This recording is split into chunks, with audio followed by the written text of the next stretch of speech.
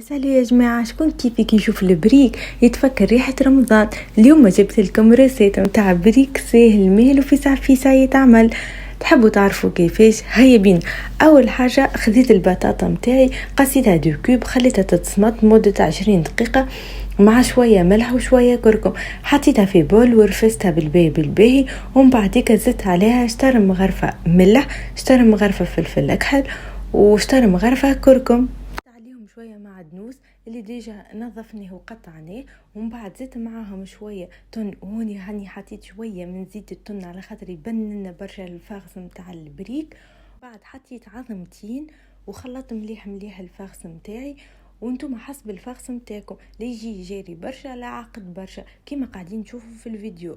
ومن بعديك زدت معاهم مغرفه ريغوتا، طبعا جبن تريونجل، وخلطهم مليح مليح مع بعضهم. وانتم ما تنجموا زيادة تزيدوا شويه جبن موتزاريلا، اي جبن تحبوا عليه.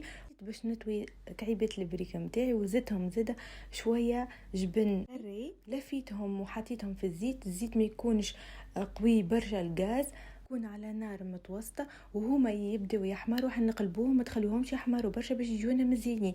وهكا تحصلت على كعيبات بريك صوابع جاو بنين يهبلوا يتقرمشوا. ان شاء الله تكون الريسيت عجبتكم، وان شاء الله تجربوها وتبعثولي. ما تنسوش تخليوا لايك وكومنتير.